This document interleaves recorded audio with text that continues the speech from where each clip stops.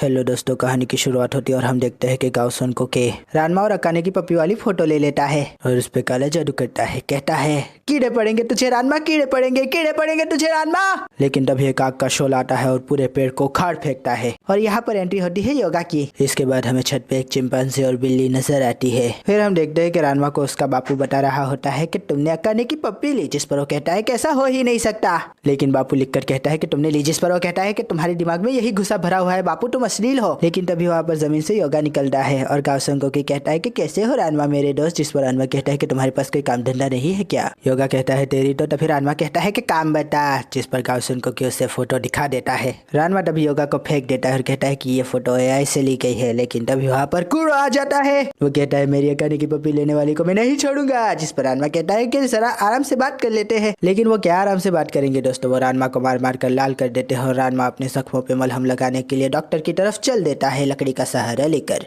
लेकिन हम देखते हैं कि डॉक्टर के पास पहले से ही अकाने मौजूद होती है। डॉक्टर कहता है कुछ हुआ है अकाने, जिस पर अकाने कहते कुछ भी तो नहीं हुआ।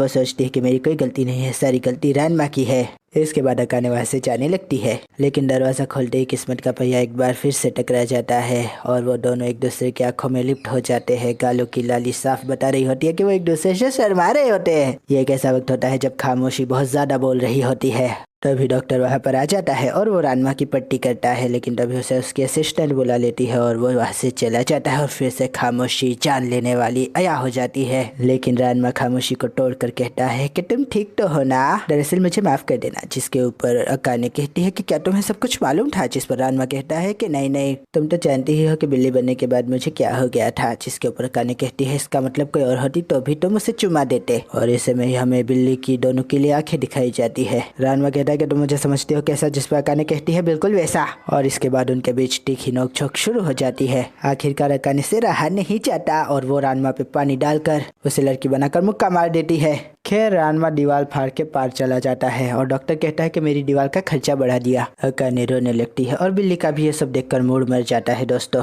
रानमा सोचती है कि अकाने बेवकूफ है, मैंने उससे माफी मांगी, इसके बावजूद उसने मुझे मारा। तभी उसको उसकी बातें याद आती है कि कोई और होती तो अभी तुम उसे पप्पी करते। जिस पर वो सोचता है इसका मतलब उसे पप्पी पर गुस्सा नहीं था। तभी पीछे से म्याऊ की आवाज आती है और रानमा खौफ की नजरों से पीछे देखता है और तभी उसके पीछे एक बिल्ली होती है। रानमा उस बिल्ली से अपनी इज्जत वकार को बचाने के लिए अपने आप को बाथटब के अंदर झोंक देता है। लेकिन बिल्ली भी उसके पीछे अंदर कूद जाती है और निकलती है शैम्पू। रानमा का उसको देखकर पारा हाई हो जाता है। वो कुछ भी कहने सुनने समझने की स्थिति में नहीं रहता। और तभी हम देखते हैं कि बाहर अकाने भी आ जाती है। वो कहती है कि रानमा गड्ढा है क्या, मेरी जगह कोई और होती तो भी वो पप्पी करता। और तभी उसे बाथरूम से कुछ अभद्र अभद्र आवाजें आने लगती है। रानमा कहता है कि शैम्पू तुम तो चाइना चली गई थी ना, जिस पर वो कहती है कि मैं वापस आ गई तुम्हें अपना बनाने के लिए रानमा, मेला प्याला शक्कुराना, ये कहकर उससे चिमर जाती है। और तभी अकाने दरवाजा खोल देती है और वो देखकर सब कुछ स्तब्ध ही हो जाती है। इसके बाद वो बगैर कुछ कहे दरवाजा बंद करने लगती है। लेकिन रानमा उसे देखकर कहता है अकाने। उसके बाद रानमा की जो हालत होती है मैं क्या कहूँ दोस्तों, आप खुद ही देख ले। रानमा बेचारा सोचता है कि वो अकाने से कोई भी बात क्यों ना कर ले, अकाने बस अपनी ही पिपूड़ी बजाएगी, वो उसकी बात का कभी भी भरोसा नहीं करेगी। ये सोचकर वो वहाँ पर प्रैक्टिस करने लगता है और कहता है कि लड़कियों को सिर्फ फायदा उठाना आता है। तभी उसके सामने अकाने आ जाती है पौधों में पानी डालती हुई। वो बड़े प्यारे लबो लहजे में कहती है कैसे हो रानमा। रानमा कहता है कि प्यार की बरसात। फिर वो कहता है कि मुझे तुमसे करनी है बात। जिस पर वो कहती है कैसी बात। वो कहता है रात की बात, प्यार की बात, बाथरूम की बात। जिस पर वो कहती है वो बात करनी है रानमा। उसके बाद वो उसके ऊपर पानी डाल देती है क्योंकि वो अपने मंगेतर पे हाथ नहीं उठा सकती ना दोस्तों, इसलिए उसे लड़की बना के उसको लात मार देती है। और रानमा कहता है सॉरी। रानमा कहती है भाड़ में जाओ, मुझे कुछ नहीं कहना। लेकिन तभी एक बुढ़िया रानमा पे हवा में ही हमला कर देती है। रानमा बच के कहता है कि कौन हो तुम, नाम बताओ। बुढ़िया कहती है कि फुर्ती अच्छी है दूल्हे राजा, जल्द ही मिलेंगे। ये कह के वहाँ से चली जाती है और रानमा सोचता है दूल्हे राजा। फिर हम देखते हैं कि शैम्पू अपनी होने वाली सौतन के घर रामन लेकर आती है। रानमा कहती है कि तुम यहाँ पर मुस्तकिल आ गई हो। जिसके ऊपर बिचौली बेटी कहती है कि हाँ, इसने यहाँ पर रामेन शॉप खोली हुई है। तभी नूडल्स की चुस्की लेती हुई दादी कहती है कि मुझे तुम्हारे बारे में शैम्पू ने सब बताया है, तुम अभी कश्मकश में हो, अब जिद छोड़ भी दो, मेरी बात मानो और शैम्पू के दूल्हे राजा बन जाओ। बिचौली बेटी कहती है कि ये अम्मा कहाँ से आ गई। शैम्पू कहती है कि यह है मेरी पर पर पर पर पर दादी। तभी अकाने का बाप बताता है कि रानमा और अकाने की सगाई बचपन में ही हो गई थी, जो कि गैर कानूनी है। लेकिन तभी बुढ़िया उससे सीधा जवाब देती है कि हमारे घर की लड़कियां मजबूत लड़कों से ही शादी करती है। फिर क्या बाप के तो छक्के छुड़ जाते हैं और बिचौली कहती है कि वहाँ तो सीधी बात करती है, जिस पर वो कहती है कि 100 साल का तजुर्बा जो है। अभी रानवा अपने ऊपर गर्म पानी डाल के कहता है कि मेरा शैम्पू से शादी करने का कोई इरादा नहीं है बुढ़िया। लेकिन शैम्पू से इशारा करती है और कहती है कि इधर आओ ना रानवा,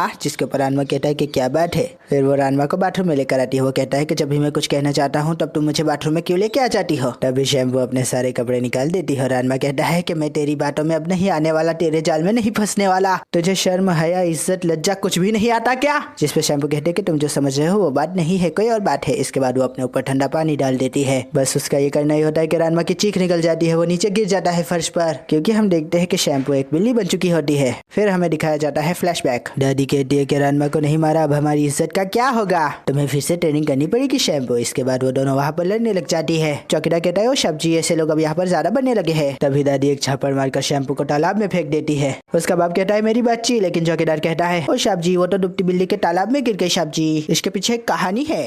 और दोस्तों बताइए क्या कहानी होगी। कुछ नहीं, बस उसमें एक बिल्ली डूब के मर गई थी, तब से उसे श्राप लग गया है कि जो भी उस तालाब में डूबेगा वो बिल्ली बन के वापस आएगा। उसका बाप देखकर कहता है ये मेरी बच्ची को क्या हुआ। शैम्पू कहती है कितनी दुख भरी कहानी थी। जिस पर रानवा कहता है कि वहां जाके तालाब में गिरी तो मेरा क्या दोष। जिस पर दादी उसके माथे पे वार करके कहती है कि हर चीज की वजह तू ही है। लेकिन रानवा ये दोष लेने के लिए हरगिज तैयार नहीं होता। वो बुढ़िया को लात मारने की कोशिश करता है, लेकिन बुढ़िया उसे फिर से गिरा देती है। रानवा के सर के ऊपर निकलता है टुंडा और वो कहता है कि बुढ़िया तुझे टुंडी करके ही रहूंगा। इसके बाद बुढ़िया आगे आगे और रानवा पीछे पीछे टू मच फन। लेकिन बुढ़िया कहते हैं कि बड़े देखे तेरे जैसे आके मुझे पकड़ ले जरा। बुढ़िया कहते हैं कि बस बातें करवा लो, इस लड़के से पीछे छूट गया, 100 साल तक ट्रेनिंग करेगा तो भी मुझे नहीं पकड़ पाएगा। तभी रानवा कहता है कि ओ काकी जरा हाइट दे के पंगा लिया कर। वो कहते हैं कि मुफ्त भी है, मतलब कि अच्छा बच्चा चुना है शैम्पू ने। रानवा कहता है कि शादी तो शैम्पू से हरगिज नहीं करूंगा।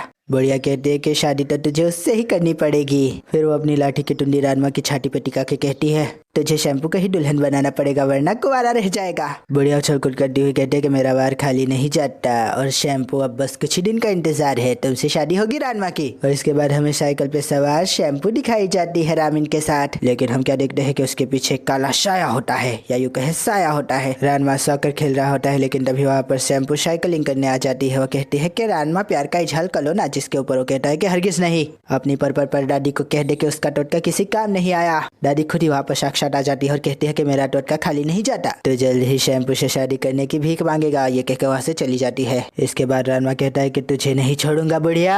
इतना कहकर वो वहाँ पर गिरा हुआ रोड रोलर बुढ़िया के ऊपर दे मारता है। लेकिन तभी आता है कहानी में ट्विस्ट, क्योंकि हमें दिखाया जाता है एक लंबे बाल वाला लड़का जो देखते ही देखते रोड रोलर के 2 टुकड़े कर देता है। रानवा सब उसको देखकर हैरान हो रहे होते हैं, लेकिन शैम्पू कुछ ज्यादा ही हैरान हो रही होती है।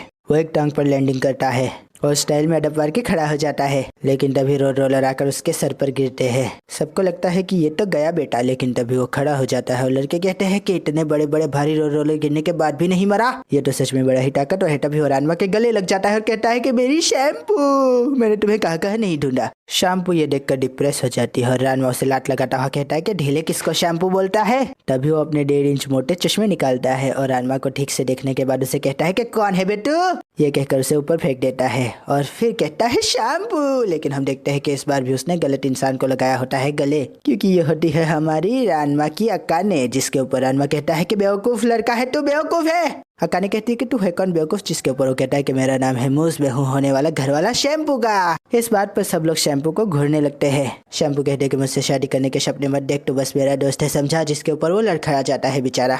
तभी दादी रिटर्न आ जाती है और कहती है कि मूस तो शैम्पू से मुकाबले से पहले ही हार गया था। जिसके ऊपर मूस कहता है कि वो तो मैं बचपन में आ रहा था। दादी कहती है कि बचपन हो या जवानी तुझे शैम्पू नहीं मिल सकती समझा। वैसे भी शैम्पू को उसका घर वाला मिल चुका है। जिसके ऊपर रानवा कहता है कि मैं शैम्पू का कोई घर वाला बरवाला नहीं बनने वाला। तभी एंट्री होती है माइक लाए हुए अक्का के पापा की और वो कहते हैं कि तुम्हें कहा ना कि अक्का ने कहे रानवा। अक्का ने कहती है कंट्रोल पापा कंट्रोल। मूस कहता है धोखेबाज, तेरी एक मंगेता है फिर भी तुझे शैम्पू चाहिए। जिस पर रानवा कहता है कि नहीं चाहिए, तेरी शैम्पू अपने पास ही रख। तभी वो कहता है कि लड़कियों के दिल से खेलने वाले डरिंदे, ये कहकर उसके ऊपर हमला कर देता है। लेकिन रानवा बच जाता है हमेशा की तरह। लेकिन वो तभी रानवा को सोचने का मौका नहीं देता और उसके पास पहुंच जाता है और कहता है कि ये ले स्वान मुक्के का कहर। इसके बाद क्या दोस्तों, रानवा जाके सीधा दीवार से टकराता है। सब लोग कहते हैं कि उसने स्वान मुक्का कहा क्या। अक्का ने कहती है स्वान मुक्का इसने अपने कपड़ों में हथियार छुपा के रखे हुए है। शैम्पू कहते हैं संभल के रानवा, मूस छुपे हुए हथियारों की टेक्निक में माहिर है। रानवा कहता है छुपे हुए हथियार। जिस पर वो कहता है कि सही कहा। जिस तरह से तैरता हुआ स्वान अपने पैरों की हरकत को छुपाता है, उस तरह से मूस अपने हथियारों को छुपाकर हमला करता है। उसके बाद वो दोनों लड़ने लगते हैं। तभी रानमा उसका हथियार पकड़ लेता है और वो होता है एक बच्चे का बत्तख, वो भी प्लास्टिक वाला।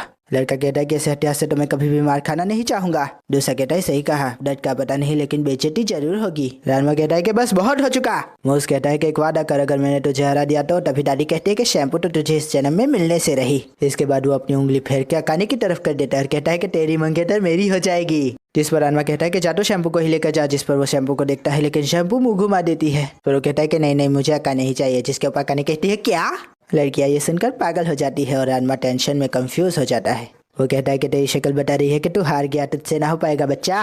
रानमा कहता है क्या बोला? जिस पर वो कहता है कि लड़कियों को झूठे दिलासे मत दे और ये कह दे कि तू मुझसे हार चुका है। तभी रानमा कहता है कि फौलाद की ताकत किसी से नहीं हारती, हमें चैलेंज मंजूर है, मर्द अपनी जबान से नहीं हटता।